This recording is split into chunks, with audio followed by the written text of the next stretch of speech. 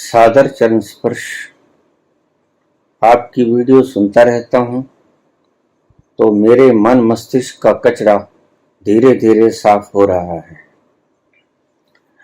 तब अतीत की वो परछाई भी मुझे दिखाई देती है जब मैं केवल पढ़ने के अलावा ध्यान में ही लगा रहता था और उसका स्वाद जो मैंने चखा वो विस्मृत नहीं होता। काफी समय बीत गया, सही रास्ते के चक्कर में भटकता रहा और केवल शब्दों का कचड़ा अपनी बुद्धि में भरता रहा। परिणाम ये निकला कि कभी गायत्री परिवार, art of living, Brahma Kumari, जय गुरुदेव, राधा स्वामी, कुंडलिनी जागरण, शैव, वैष्णव तथा शाक्य उपासना पद्धति में अपना समय और ऊर्जा नष्ट किया। आज स्थिति यह है कि भटक भटक कर बुद्धि जानकारी के कचड़ों से भर गई और संकल्प शक्ति क्षीण हो गई है। बाबा जी किसी के सामने बैठकर मैं अपना कचड़ा जानकारी देकर उसको प्रभावित तो कर सकता हूं, लेकिन मेरा हृदय जानता है कि यह असली अध्यात्म नहीं है, फंस गया हूं। कभी कभी आपकी सीधी बातें हृदय की गहराइयों में उतर जाती हैं। फिर से वही अतीत याद आने लगता है और लगता है कि बस घर का एक कोना पकड़कर बैठ जाऊं। वही असली सुख था। शायद जो मुझे मिला मैं उसको समझ नहीं पाया। अब क्या करूं? मार्गदर्शन कीजिए।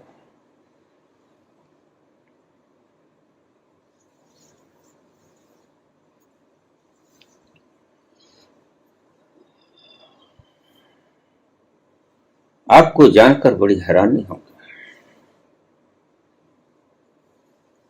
मनोवैज्ञानिक कहते हैं कि मनुष्य जब से जन्म लेता है तब से मृत्यु पर्यंत उसके भीतर गहरे में एक तीव्र आकांक्षा लगातार उठती है।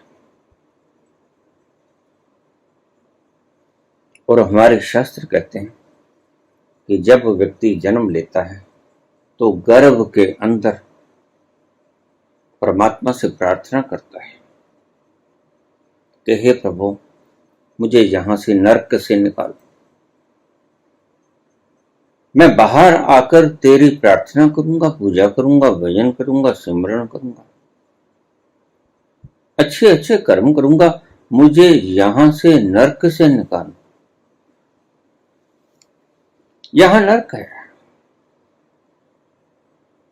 दुर्गंध है, हाथ पांव जोड़ता है बच्चा। हमारे शास्त्रों में यह लिखा है। तो परमात्मा उसके ऊपर दया करके उसको उस नरक में से निकाल देते हैं।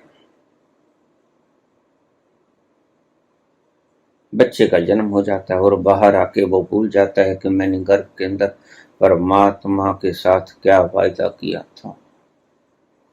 यह है हमारे शास्त्रों की जानकारी।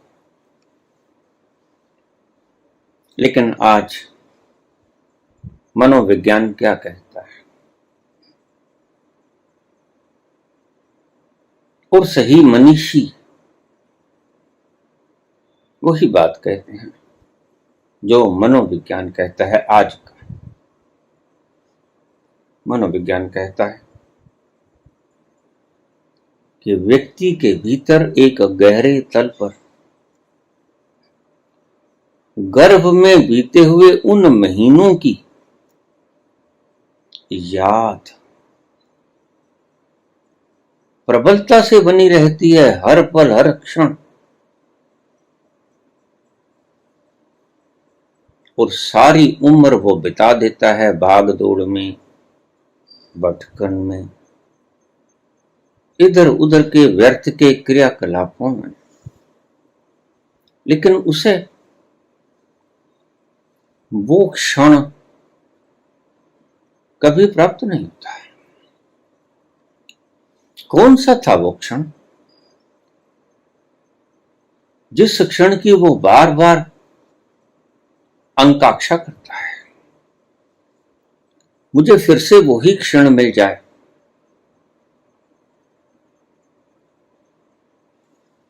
वो क्षण था गर्भ का क्षण। गर्भ में जब बच्चा होता है तो वो वक्त जैसे बच्चे का बीतता है, कमाल का वक्त होता है। और जिन्होंने अपने पिछले जीवन में पदार्पण किया, उन्होंने गर्भ के उन पलों को चखा और उन्होंने तस्दीक की इस बात की कि मनोवैज्ञानिक बिल्कुल ठीक कहते हैं। गर्भ के क्षण कितने मजेदार थे, गर्भ के क्षण कितने सुंदर थे, कितने आनंद देने वाले थे, कितने मस्ती से भरे हुए थे। कोई कष्ट न था, कोई कलेश न था, कुछ करना नहीं था। ये जो मलूक दास कहते हैं कि अजगर करे न चाकरी, पंछी करे न काम, कहे तो मलूका दास सबके दाता राम। ये वर्ण है गर्भ की उस स्थिति का जब बच्चा गर्भ में होता है। उसे सुबह सवेरे उठना नहीं होता, उसे ब्रह्म मुहूर्त में उठकर पाठ जाप यज्ञ पूजा हवन कुछ नहीं करना होता। उसे कोई लोभ नहीं होता, एक नंबर पे कैसे आ जाऊं, उसे कोई कंपटीशन नहीं होता। परम ठहराव की स्थिति होती है गर्भ के अंदर।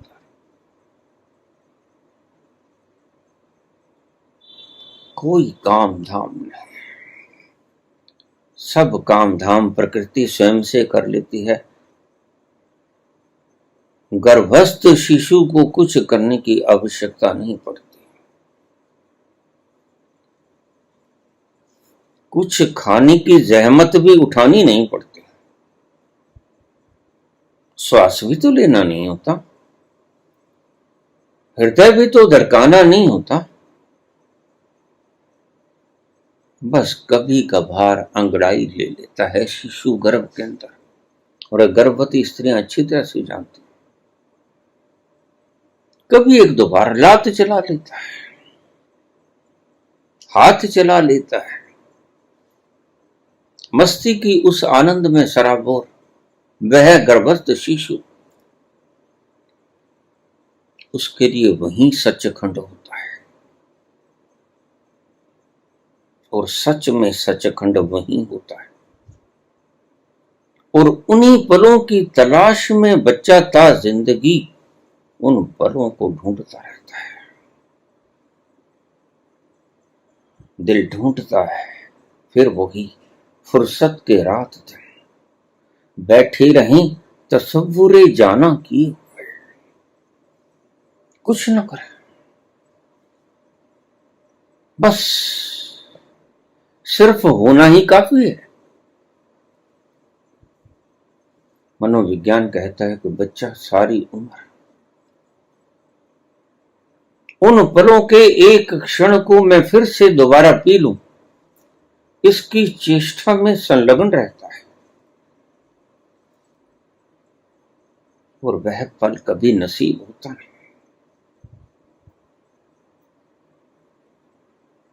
जैसे ही ध्यानी पुरुष अंदर जाता है, अंतस में उतरता है, तो उसको एक गहरे तलों पे ये बात दिखाई पड़ती है कि मानव के भीतर, शिशु अवस्था के भीतर जो आनंद का रस उसने चखा था,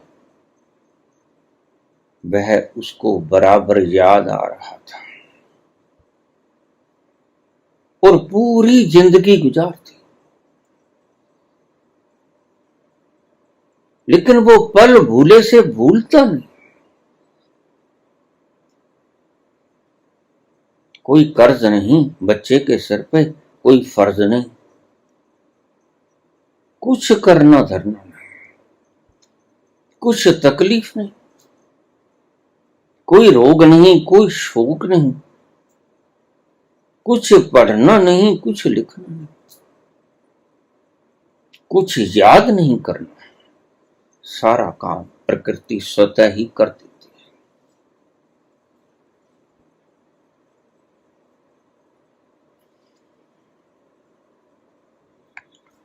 कोई शास्त्र नहीं पढ़ना होता, कोई पूजा प्रतिष्ठा नहीं करनी होती, कुछ भी तो नहीं करना होता, बस आनंद का रस उन खाली लम्हों का। शिशु बिल्कुल खाली होता है, उसके पास वक्त ही वक्त है, तो उसे फुर्सत के लम्हे पैदा नहीं करने पड़ते। शिशु के पास सदा ही फुर्सत के लम्हे हैं, और इन फुर्सत के लम्हे में जो वो आनंद का पान करता है, रस का, वो जीवन भर उसके हृदय की, वो मस्तिष्क की गहरे न्यूरॉन्स में फीड हो जाता है।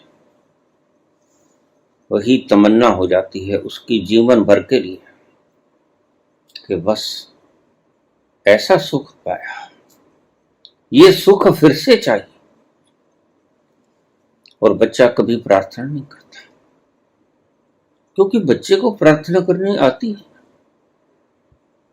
कोई गर्भ के भीतर चर्च, गुरुद्वारा, मंदिर और मस्जिद थोड़े कि बच्चे को सिखाओगे कि इस तरह पूजा प्रार्थना टल खड़कानी है, शंख बजाना, ऐसे त्रिपुंड लगाना है, ऐसे सफेद पीले वस्त्रों से ढकना है अपने आप। ऐसा कुछ भी तो वहां नहीं, वह तो नंग दरंग उस आनंद के रस का पान करता है। वो आनंद का रस क्या है? फुर्सत के लम्हों के वो क्षण जो उसको गर्भ में नसीब हुए, आदमी मर जाता है, उन लम्हों को फिर से पी नहीं पाता। इसलिए आदमी की जिंदगी एक खिंचाव में गुजरती है। एक तरफ संसार खींचता है और एक तरफ गर्भ का वो संस्कार खींचता है। लगातार महीने दर महीने, दिन ब दिन, घंटे मिनट बीत जाते हैं और उसका संस्कार गहरे से गहरा होता जाता है।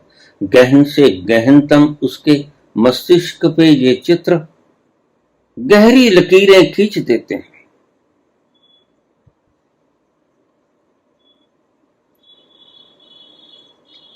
वो आनंद के लम्हे जो मैंने चखे थे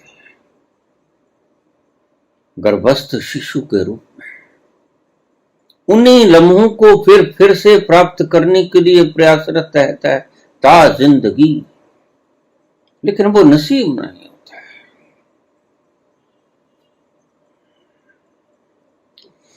मनोवैज्ञानिक यही बात कहते हैं।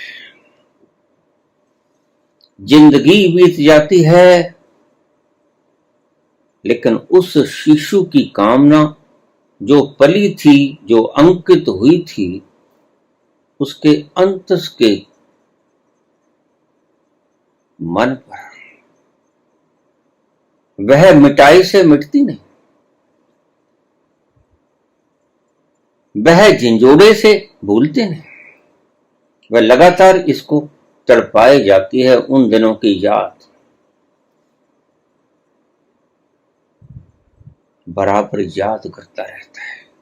भीतर से उसकी प्रज्ञा याद करती रहती है, कितने अच्छे दिन थे वो। लेकिन आज वो फंस गया है। जैसे अभी जे कमेंट आया कि जब मैं विद्यार्थी था, पढ़ता था, पढ़ने के अलावा मैं सिर्फ ध्यान में ही रहता था।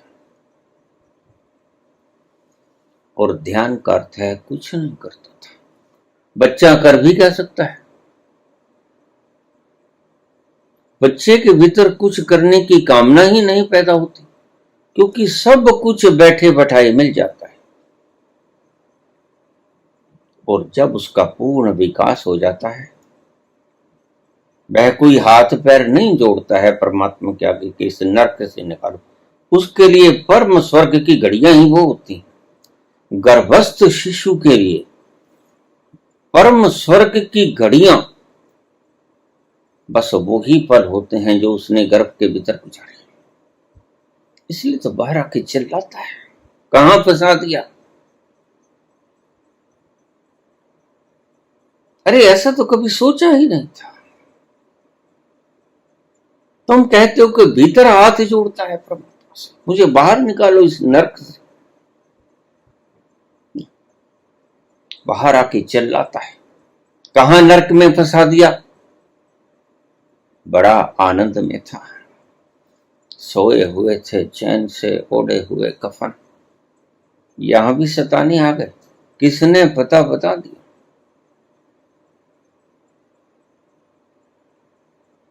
अरे किस दुष्ट ने मेरा चैन, मेरा करार छीन लिया।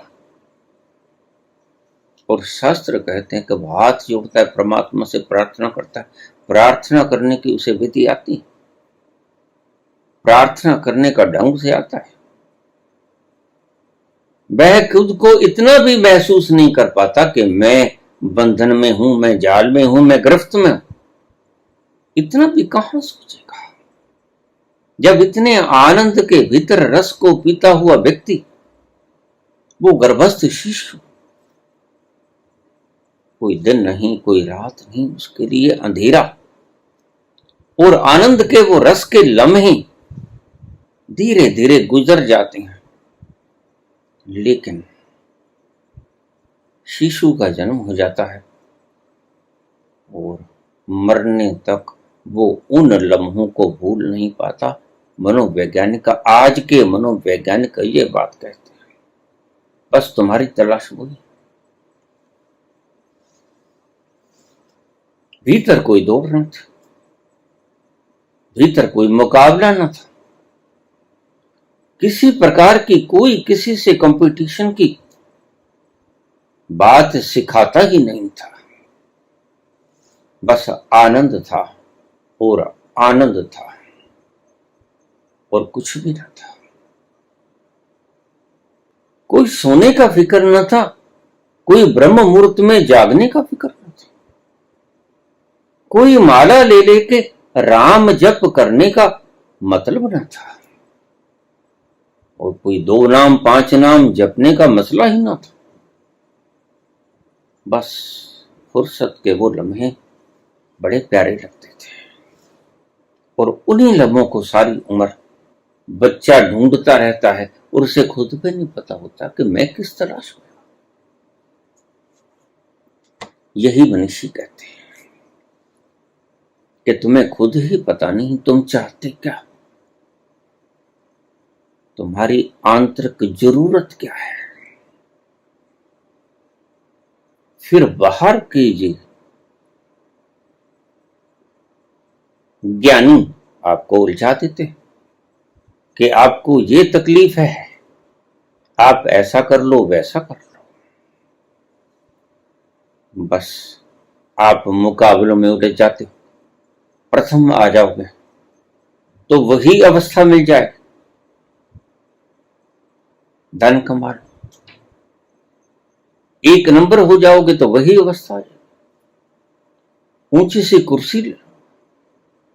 1 नंबर आ जाओगे तो वही अवस्था आ जाए। तरह तरह के लोभ दिखाते हैं ये लोग, बिलियनियर बन जाओ, ट्रिलियनियर बन जाओ, और वही अवस्था आ जाए। मुझे कोई बिलियनियर ट्रिलियनियर आज तक ऐसा नहीं मिला जिसने कहा हो कि बिलियनियर बनने के बाद गर्भस्थ शिशु का आनंद मैंने पा लिया। बल्कि सच तो बात है ये है कि उस सुख को पाने के लिए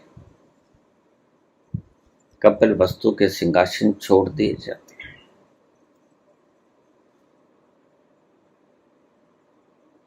गुमराह करने वालों की कोई कमी नहीं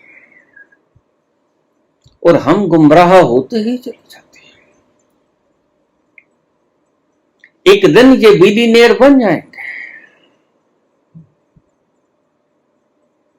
और आप कंगाल के कंगाल ही रहोगे।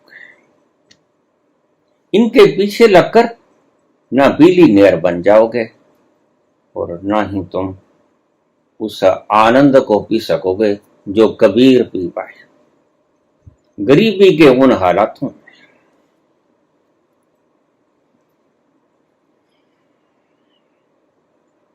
चितरिया बुन के जो 4 पैसे कमाते हैं उनसे पुराना पड़ता है। श्रद्धालु आ जाते, श्रावक आ जाते,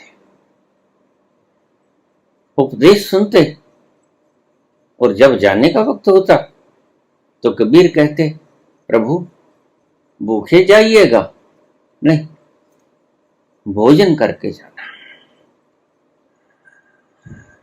ऐसे कबीर के झोंपड़िया में जो आया वह खाली पेट चला जाए, मेरी आत्मा इस बात की स्वीकृति देती नहीं और घर में कुछ भी ना होता। तो कमाल दिहाड़ी करने लगा। पढ़ा लिखा तो था नहीं, पढ़े लिखे तो कबीर भी नहीं थे, कागज कलम छुआ नहीं, और कमाल भी ऐसा ही था। तो दिहाड़ी करने लगा, मजदूरी करने लगा, उससे जो भी कुछ सांझ मिलता उससे राशन ले आता और जो भगत जन आते उससे लंगर बनता और लंगर बनता वो लंगर खा के चले जाते।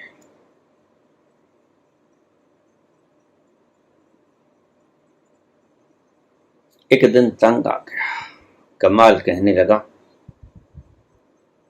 पिताश्री मैं तो तंग आ गया, आप प्रत्येक व्यक्ति को कह देते हो भोजन करके जाना, राजा तक को कह देते हो कि भोजन करके जाना। आपके पास किसी तरह की कमाई का कोई साधन अलग से नहीं है। चदरिया बुन लेते हो, कंबल खीस बुन लेते हो, इसके अतिरिक्त आपके पास कमाई का कोई साधन भी नहीं है। तो मैं क्या करूं? फिर भी कमती पड़ जाता है, तो क्या मैं चोरी करूं? और जैसे ही कमाल ने ये शब्द कहे क्या मैं चोरी करूं, तो कबीर बोले ओ भले वक्त पे याद करा दिया, बिल्कुल चोरी करो। वो जिस तल से बोल रहे हैं उस तल से कमाल सुन नहीं पा रहा है। कहता है कबीर से कि क्या मैं चोरी करूं? कबीर कहते हैं भले वक्त याद कराया, बिल्कुल चोरी करो। तो कंप गया कमाल का अंतस। उसने कहा ठीक पिताजी, रात्रि को चोरी करने चलेंगे। मैं कुदाली ले आऊं, एक कस्सी ले आऊं और थोड़ा सा और औजार ले आऊं, जिसके भी पार लगाना पड़ेगा गोदाम में, ये काम आएंगे। गोदाम बड़े सुदृढ़ बने होते हैं। हाँ हाँ तुम ले आओ। मन तर्क करता है। मेरे पास रोज ऐसे कमेंट आ जाते हैं, मैसेजेस जापान से आज मैसेज आया, बाबा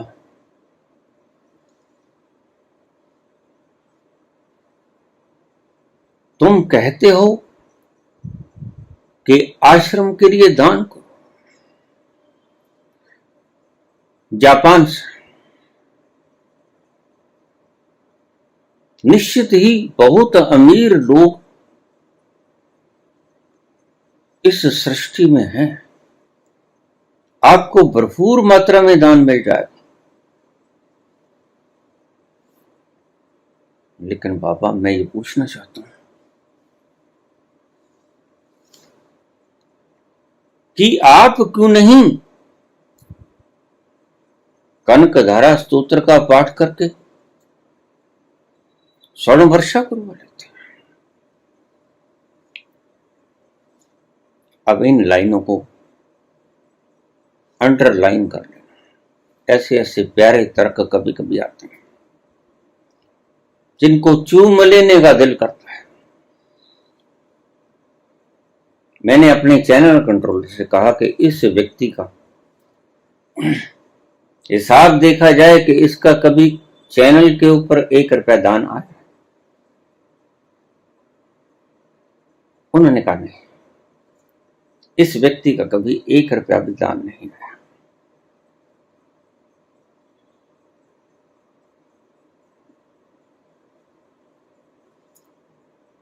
जो व्यक्ति कुछ सीखना चाहता है वह श्रद्धा करता है। जो व्यक्ति कुछ सीखना नहीं चाहता, दुद्धकारता,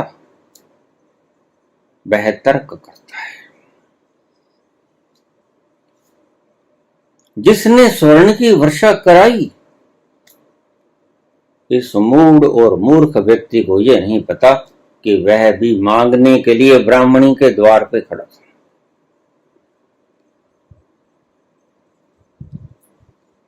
जिसने 3 प्रहर तक स्वर्ण की वर्षा कराई कनकधारा स्तोत्र के द्वारा, इस मूढ़ और महामूर्ख व्यक्ति को इतना नहीं पता कि वह भी विधवा ब्राह्मणी के घर के बाहर भिक्षा मांगने के लिए ही खड़ा था।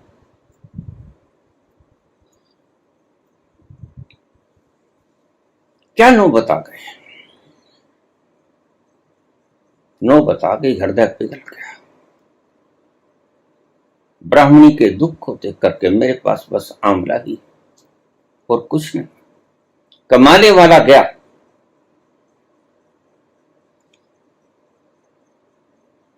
तो उसने स्वर्ण की वर्षा करवाई। और दूसरी बात, मैं उस व्यक्ति से कह दूं कि मेरी एक भी वीडियो ऐसी निकाल दो, या मेरे शिष्य गणों की एक भी वीडियो निकाल दो जिसके अंदर हम ये कहते हुए सुने गए हों कि हमने आश्रम का निर्माण करना है, इस निर्माण के लिए आप दान दो। एक वीडियो भी निकाल दो, मैं बोलना बंद कर दूंगा।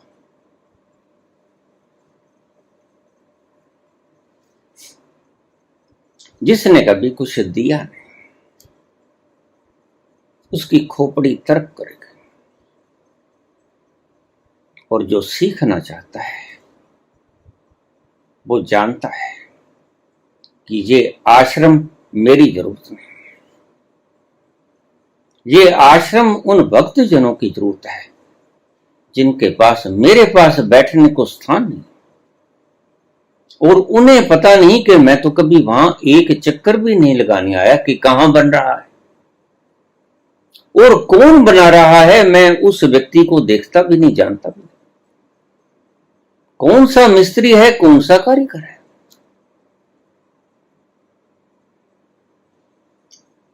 उन बच्चों ने स्वयं के बैठने का इंतजाम किया है, ये उसे पता नहीं।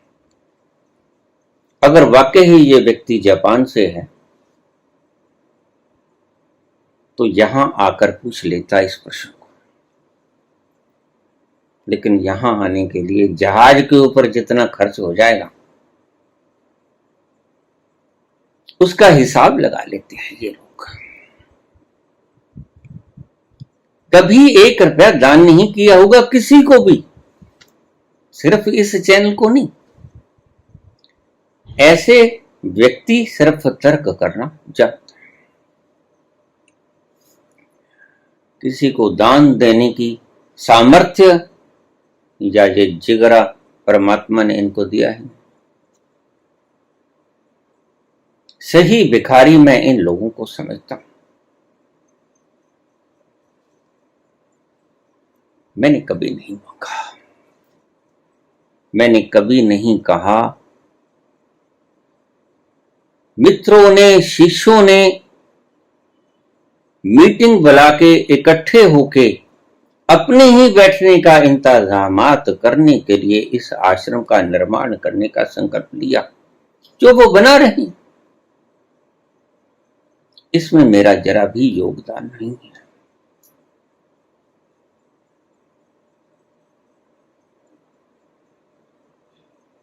लेकिन मन न जाने क्या क्या तर्क निकाल लेता है। ऐसे ही तर्क तुम्हें समझ में नहीं आते कि जो तुम्हारे द्वार के सामने खड़ा है वह महात्मा बुद्ध कपिल वस्तु को लात मार के आया है और 2 टुकड़े मांगने के लिए तुम्हारे द्वार पर भिक्षाम देही का उच्चारण कर रहा है। तर्क बड़े मजे से कर सकते हो कि अच्छी सेहत है, राजकुमार थे, बलिष्ठ थे, मजदूरी क्यों नहीं कर लेते, मेहनत क्यों नहीं कर लेते। लेकिन इन्हें क्या पता, बेचारों को, कि कुछ ऐसा भी है जब पेट भर जाता है तो कुछ रिक्तता भीतर बोलती रहती है, जिस गर्भस्थ शिशु के आनंद का मैं जिक्र कर रहा हूं, और वह अंत तक मिटती नहीं। वह जो आनंद उसने चखा,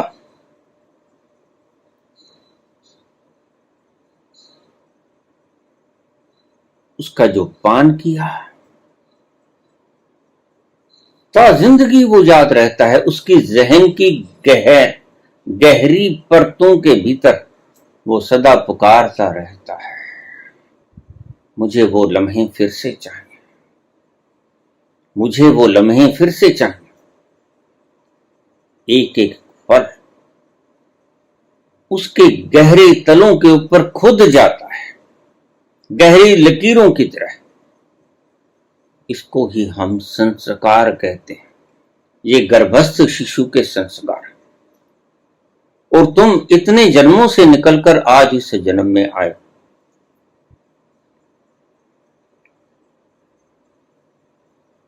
और कितने जन्म तुमने ले लिए।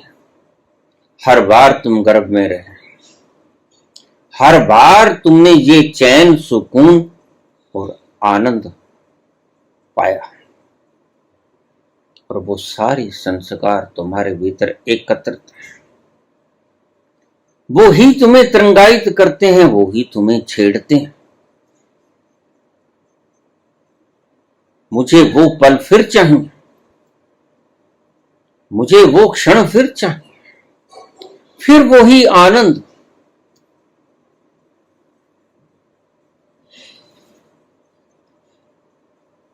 जैसे प्रेमी पुकारता है, प्रेमिका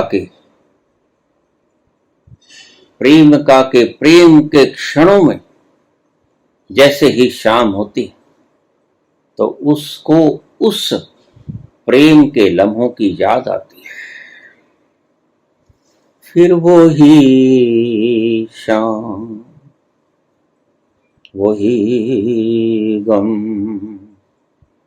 वो ही तन्हाई है। फिर वो ही शाम, वही गम, वो ही तन्हाई है। फिर वही शाम, वही गम, वही तन्हाई। जैसे प्रेमी को उन गुजरे हुए लम्हों की, और ये तो एक पल का लम्हा होता है प्रेम का, बार बार कभी किसी को प्रेम नहीं। इसलिए लोग कहते हैं कि व्यक्ति को पहला प्रेम कभी भूलता नहीं। बस वो गलत है, क्योंकि उन्हें पता नहीं कि प्रेम एक बार ही होता है, प्रेम 1000 बार नहीं होता, प्रेम होता ही एक बार है। और वो एक पल तो आंखें तो आंखों से बड़ी और चार, फिर वो ही शाम, वही गम, और गम बन जाता है।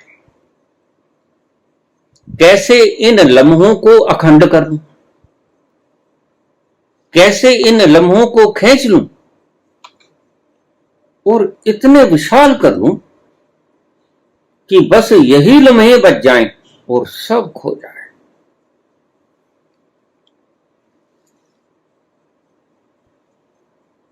गर्भ के वो पल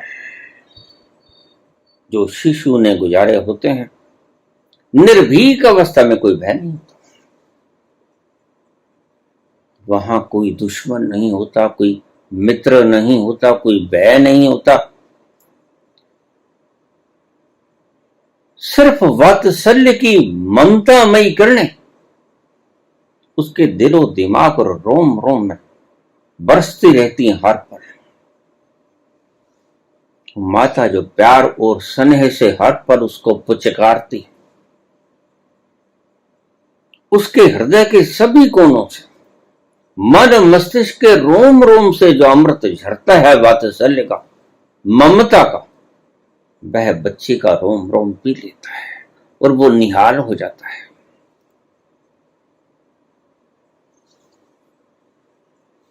वो कुछ महीने जिंदगी भर के लिए उसको याद रहता है। और मनोवैज्ञानिक कहते हैं और मनीषी भी कब से कहते हैं कि गर्भस्थ शिशु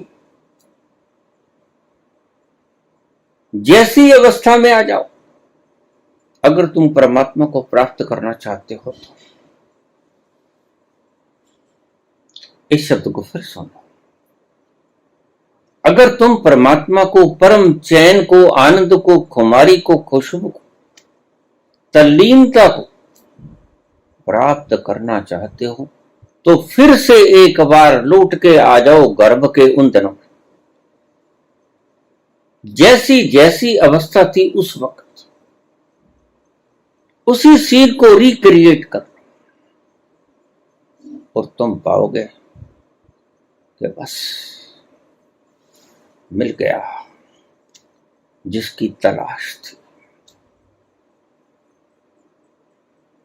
मिल गया जो चाहत थी अंतस प्राणों की।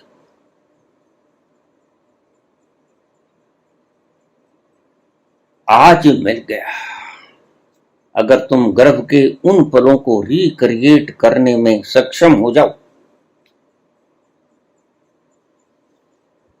तो परमात्मा जरा भी दूर नहीं है। गर्भस्थ शिशु से ये सबक सीख लो।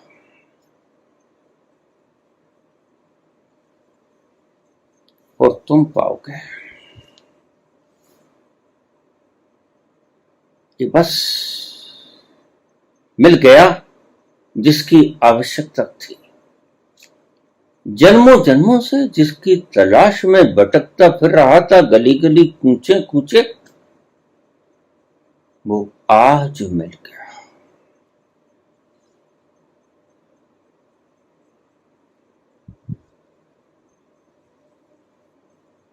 मनीषी भी कहते हैं गर्भ के भीतर जैसे तुम थे वैसे ही हो जाओ। अगर तुम वैसे ही हो गए तो करने धरने को कुछ है ही नहीं। न गुरु चाहिए, न गुरु मंत्र चाहिए,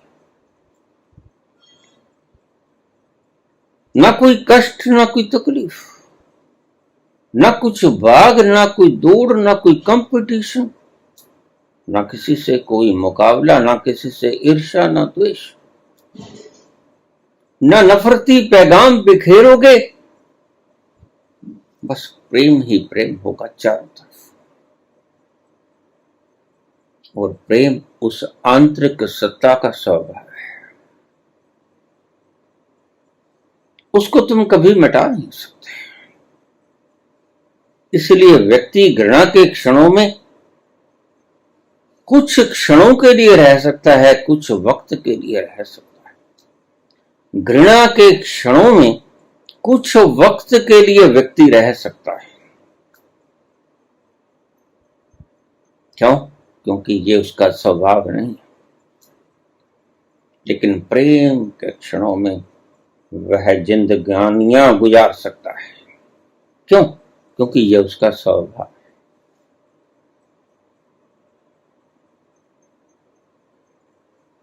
आदि से आज तक, ओ अनंत तक तुम प्रेम हो और प्रेम को बरसाते ही रहो। ये प्रेम ऊर्जा का प्रेम है।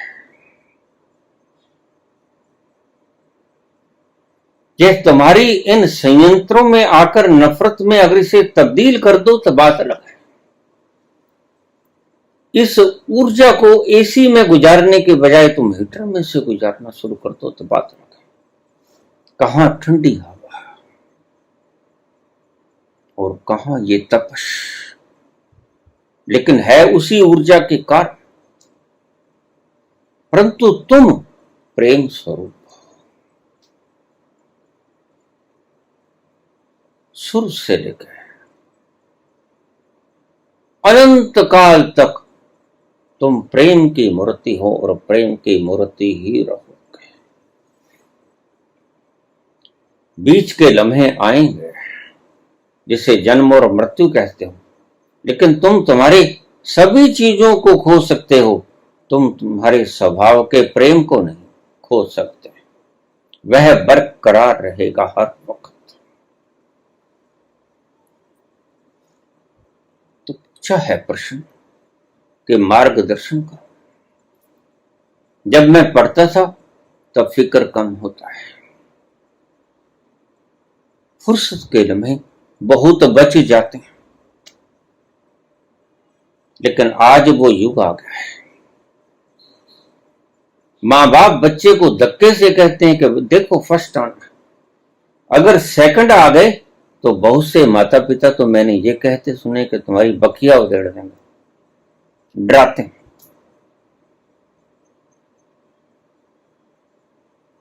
ये कोटा के अंदर बच्चे ऐसे ही पंखों से नहीं लमक जाते हैं। ये दुष्ट माता पिता की कृपा है।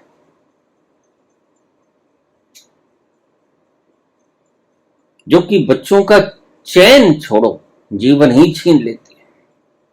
जब तुम बच्चे पे इतना दबाव बनाओगे, तुम तो कभी बन ना सके, और तुम जो ना बन सके वह तुम अपनी पुश्तों के द्वारा अपने स्वप्नों को पूरा करना चाहते हो। चाहत तुम्हारी स्वप्नों की, पूरा तुम तुम्हारे सपनों को करना चाहते हो और बोझा डाल देते हो इन बेचारे बच्चों के ऊपर, जो करुणा रूप हैं, जो मासूमियत की एक तस्वीर है। इनके कोमल मन इन बोझ को झेल नहीं पाते और फिर खबर आ जाती है कि आज फिर एक बच्चा पंखे से लटक गया। इन दुष्ट माता पिताओं ने कंपटीशन का ऐसा जहर फैलाया और ऐसा चारों तरफ से शिकंजा कस दिया। जो वह बनना चाहता है, तुम क्या बनना चाहते हो मैं पहले ही आपको बता चुका। हर एक बच्चा तलाश में है कि मैं कैसे गर्भ के उन दिनों को फिर से पालूं। और बच्चा ही नहीं, तुम बूढ़े हो जाते हो, मरने तक तुम्हारी ये इच्छा बरकरार रहती है कि मैं गर्भ के उन क्षणों को कैसे फिर से दोबारा पालूं, लेकिन पा नहीं पाते। कारण कौन है वो दुष्ट जो तुम्हारा चैन करार छीन लेता है? कौन है वो जो तुम्हें मार्ग से भ्रष्ट कर देता है, तुम्हें सही मार्ग दिखा नहीं पाता? तुम्हारे को जो तुम्हें कुछ करने में धकेल देते हैं। कौन है वो जो इन बच्चों को पंखों से लटकने के लिए मजबूर कर देता है? उनके मां बाप।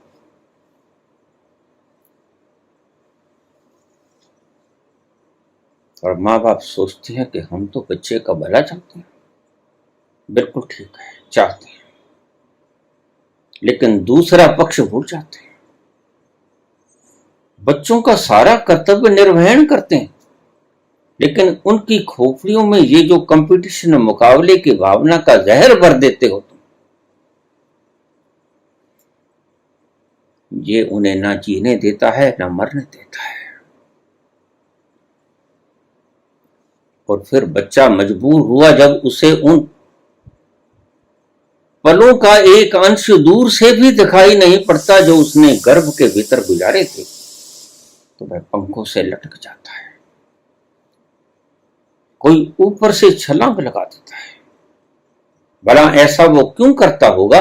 जरा फुर्सत के लम्हे में तुम भी बैठ के समझना।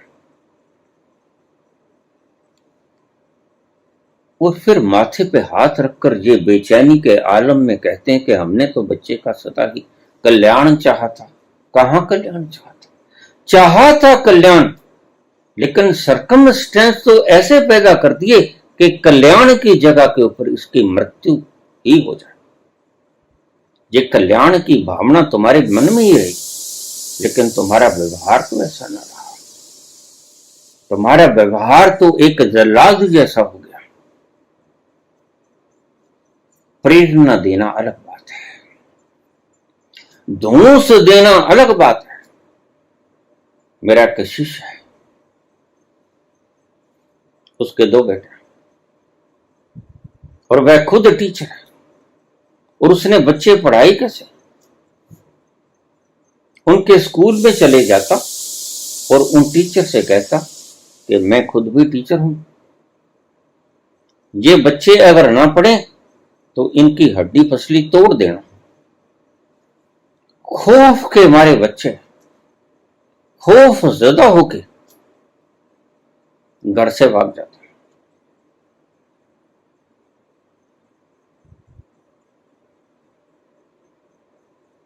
अगर पढ़ना भी चाहते तो कुछ देर के लिए, तो उनका ये खौफ उन्हें पढ़ने नहीं देता।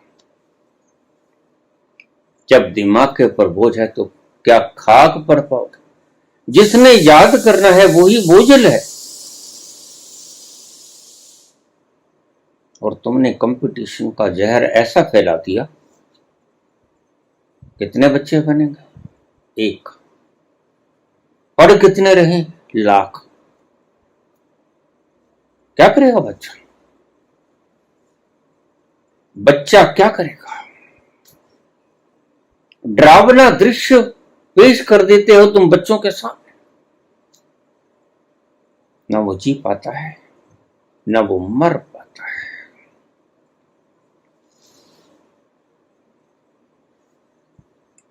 परमात्मा ने प्रत्येक बच्चा अद्वितीय बनाया है, तो बच्चे एक तरह के नहीं होते। जरूरी नहीं है कि प्रत्येक बच्चा जज बन जाए, और जरूरी नहीं है कि प्रत्येक बच्चा खिलाड़ी बन जाए। प्रत्येक बच्चे की अपनी अपनी क्षमता है। अपनी अपनी क्षमता के फील्ड में वह आगे बढ़ेगा। लेकिन आज इतना वैज्ञानिक युग होते हुए भी इतना ज्यादा अवैज्ञानिक युग है कि तुम बच्चे के भीतर की प्रतिभा को भांप ही नहीं पाते कि ये कर क्या सकता है। तुम उनके हाथों में डंडे नफरत के पकड़ा देते हो। जो बच्चे आनंद के सागर में डूबना चाहते थे,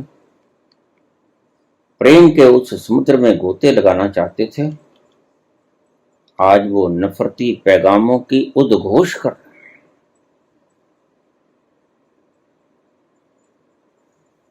तुम बच्चों को अपने हाथ से मार रहे हो।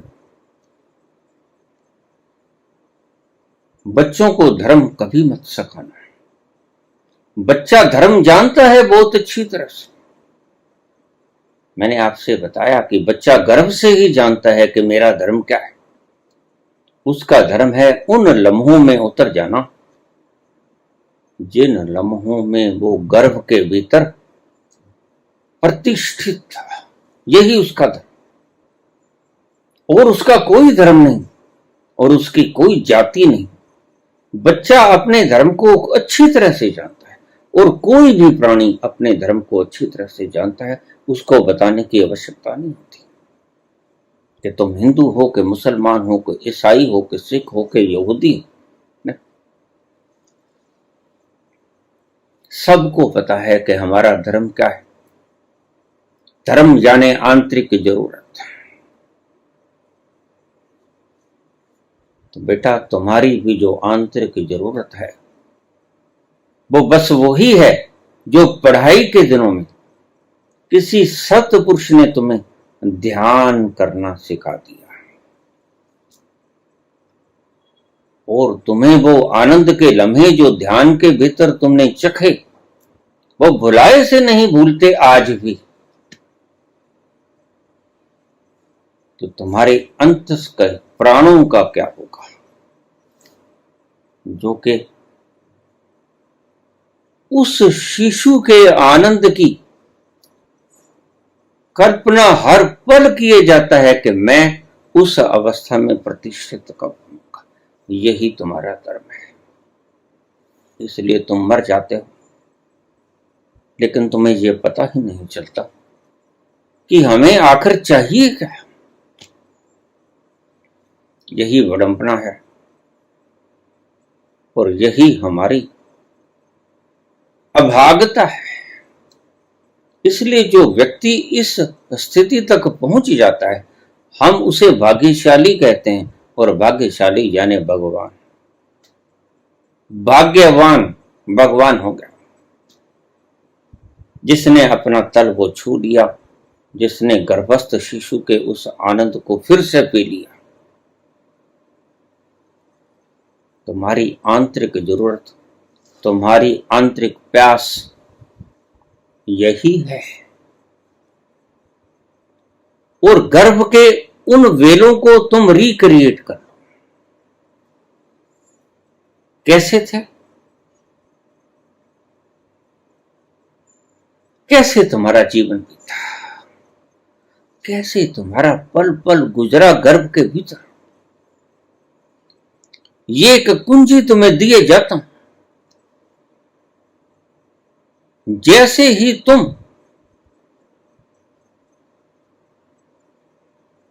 ऊहापोह के उन विराट दुष्ट लम्हों में उलझ जाओ, तो गर्भ के उन क्षणों को याद कर लेना।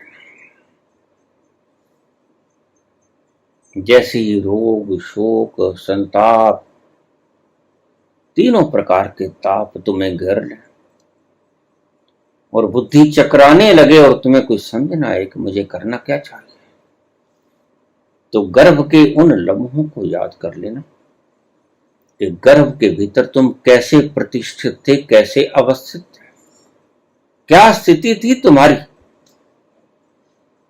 बस उनको ही तुम रिक्रिएट करने में लग जाना। मुझे लोग अक्सर ये पूछ लेते हैं, अगर सभी ऐसा करने लगेंगे तो फिर संसार का क्या होगा। संसार स्वर्ग बन जाएगा।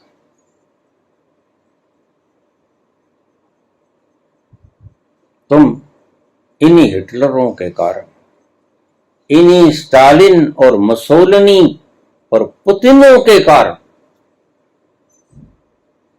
व्यक्ति तो कुछ गिने चुने होते हैं, लेकिन सारी सृजना, सारी सृष्टि, सारी धरती नफरत से भर जाती है। कुछ व्यक्तियों के कारण अगर सभी व्यक्ति ऐसा ही हो जाएं तो धरती स्वर्ग बन जाएगी। गर्भस्थ शिशु की अवस्था को रिक्रिएट करना है। गर्भस्थ शिशु ही नहीं हो जाना है, ये समझना। मानसिक उस चेतना पर चले जाना है जो गर्भ के भीतर तुम्हारी चेतना ने लुत्फ उठाया। लुत्फ था काहे का? कुछ अन्य करने का, मस्त रहने का। बोलिया असली फकीरी दा मजा ओ चखे, असली आशिकी दा मजा ओ चखे, जड़ा बेकर्ज होवे, बेफर्ज होवे, बेमर्ज होवे ते बेगर्ज होवे। ये सारी अवस्थाएं शिशु के भीतर होती हैं। बच्चा तो कुछ करने के योग्य ही नहीं होता, लेकिन तुम बड़े होगे, कुछ करने के योग्य होगे, सूझबूझ आएगी, सारी सृष्टि को देखोगे, लेकिन सब कुछ करते हुए भी उस शिशु की मानसिक दशा में सदा ही प्रतिष्ठित रहना। करते हो भी न करने में विद्यमान रहना, यह बड़ा गहरा सूत्र है। सब कुछ करते हुए भी गर्भस्थ शिशु की तरह उस न करने में विद्यमान होना। जैसे कृष्ण सब कुछ करते हैं, लेकिन भीतर से गर्भस्थ शिशु की तरह सक्रिय नहीं होते, अक्रिय होता है, कोई कुछ नहीं कर रहा है। सब कुछ करते हैं, और जितना वो करते हैं इतना कोई भी नहीं करता। लेकिन गर्भस्थ शिशु की उस अवस्था में सदा ही प्रतिस्थापित रहते हैं भीतर से, और इसमें कोई रोक टोक नहीं होगी। तुम भीतर से अगर उस अवस्था में बने रहो तो तुम्हें कोई भी नहीं हिलाएगा, कोई जान भी ना पाएगा तुम भीतर से क्या। बाहर से तुम वैसे ही काम करते देखोगे, लेकिन तुम्हारे चेहरे पे वो गुलशन, वो बाग की खुशबू महक आई तो होगी। तुम बिखेरोगे सारे संसार में अपनी खुशबू का आलम, लोगों को पता भी ना चलेगा। तो तुम्हारे पास कैसा मंत्र आ गया कि जिससे तुम सब कुछ करते हो, सभी कर्मों का, दायित्वों का निर्वहन करते हो, और शिशु के समान भीतर से अबोध बने रहते हो, निर्लिप्त बने रहते हो। कोई मैं की भावना नहीं आती। जैसे बच्चे में कभी कोई मैं की भावना आई नहीं, बच्चे को पता ही नहीं होता मैं हूं, बस इतना ही पता होता है। कौन हूं ये नहीं पता होता, बस हूं। लेकिन जैसा भी हूं, जिस भी अवस्था में हूं, बड़ा मजे में। चारों तरफ खुशबू ही खुशबू है, चारों तरफ आनंद का वो बिखराव ही बिखराव, और मस्ती और सरूरी, और वो आलम खुमारी का क्या कहने। तुम्हारी चाहत भीतर से यही है। तो तुमने बेटे ये प्रश्न पूछा, तुमने आज वो भीतर की आंतरिक दशा को बोलने में मुझे मौका दे दिया। प्रश्न चाहिए, मैं एक मौन झील, मैं एक ऐसी मौन झील हूं जो खुद से कुछ न बोलूंगा। इस झील के अंदर थोड़ा सा कंकड़ बिखेरना पड़ेगा, और उस कंकड़ के गिरते ही कुछ लहरें उठेंगी, और वो लहरें आपका जवाब होंगी। वो जो लहरें उठेंगी आपकी प्रश्न रूपी कंकड़ी से, वह होगा आपका जवाब। मैं अपने से खुद न बोल पाऊंगा, मुझे बोलने के लिए किसी कंकड़ी की आवश्यकता पड़ेगी, क्योंकि मैं अपने आप में तो बहुत गहरी मौन झील में स्थित हूं। मैं उस जगह विद्यमान हूं जहां परम खामोशी की इंतहा हो जाती है। मस्ती के उस समुद्र में डूबा डूबा मैं सदा खुमार से ग्रस्त आनंद के पान में मस्त रहता और चाहत करता हूं कि सारी दुनिया ऐसी ही हो जाए। मुझे कोई आवश्यकता नहीं, न कुछ शरीर को बचाने की मैं कवायद करता हूं, ना मैं कुछ मन को बहलाने की कवायद करता हूं,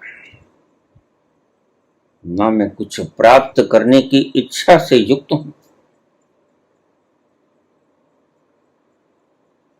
मैं बस उस अस्तित्व में विराजमान हो जाता हूं जहां कोई लहर जाती नहीं। वो किसी भी प्रकार की लहर हो, आग नहीं पहुंचती वहां शस्त्र नहीं पहुंचता। तुम्हारी भीषण बाढ़ें वहां तक नहीं पहुंचती, तुम्हारे भीषण तूफान उसको छू भी नहीं पाते। वो जहां है वही बैठ जाता हूं और उस आनंद से लिप्त हुआ जब तुम कंकड़ियां फेंक देते हो इस मौन झील में, तो उससे जो लहरें उठती हैं उसका उत्तर तुम सुन लेते हो। वो बस वही लहरें हैं जैसा तुमने प्रश्न फेंका था। छोड़ो इन व्यर्थ के बोझों को, इनसे तुम कुछ ना पा सकोगे। ना अतीत में कुछ पाया, ना अतीत के जन्मों में कुछ पाया। यही वक्त है, कर ले पूरी आरज़ू। बस अपने भीतर उतर जाओ और कल के ऊपर जिसने छोड़ा वो काल का ग्रास बन गया। कल के ऊपर मत छोड़, अभी से संकल्प ले जाओ। तुमने पूछा कि मैं एक कमरे में बैठ जाऊं, बिल्कुल बैठ जाओ। एक कमरे में एकांत में मौन होकर बैठ जाओ और परम मौन में जाने का अभ्यास करो। बस यही है और कुछ नहीं।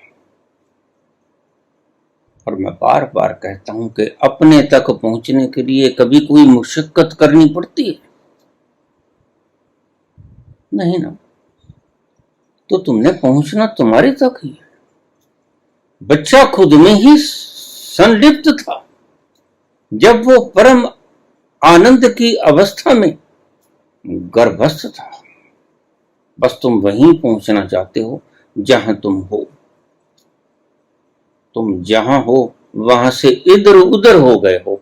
यही तुम्हारी कल्पना है, यही तुम्हारे दुख का कारण है। इसलिए तुम उस मदहोशी के आलम में कभी बैठ नहीं पाते। तुम्हें कोई सुधी बुद्धि खींचने वाला मिलता नहीं। तुम कभी मदहोश होते नहीं।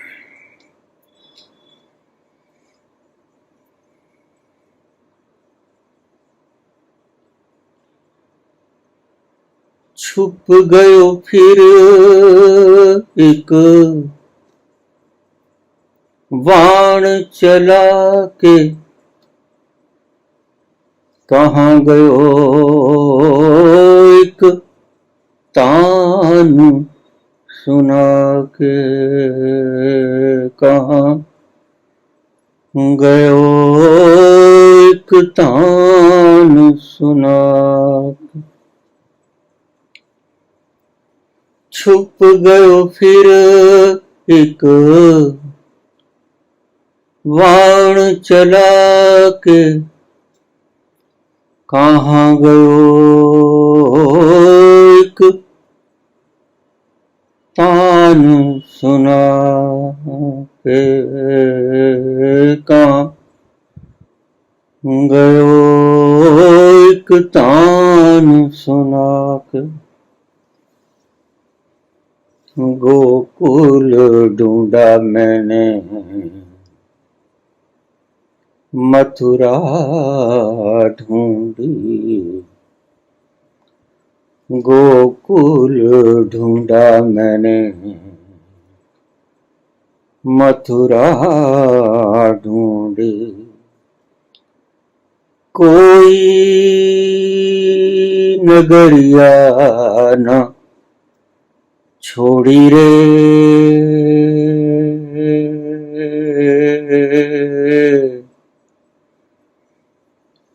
सुध बिसरा गयो मोरी।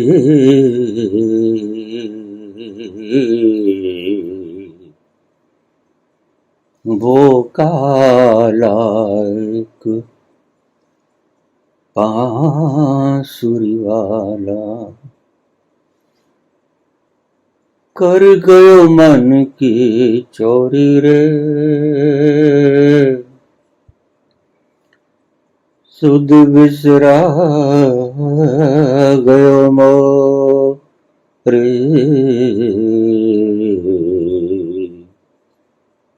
वो काला, वो काला, वो काला एक बांसुरी वाला। धन्यवाद।